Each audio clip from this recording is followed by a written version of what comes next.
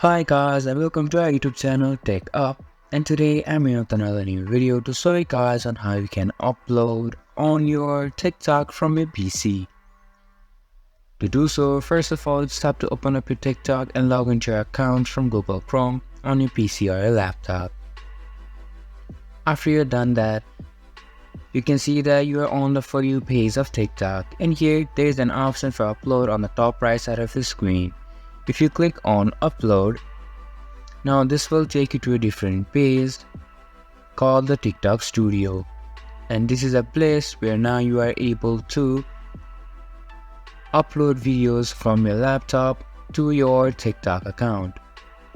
Here you can see an option to select video. If you click on select video, a folder type will open on your screen and you can choose any of the options that you like that you want to upload on your TikTok. Select the video and open it up.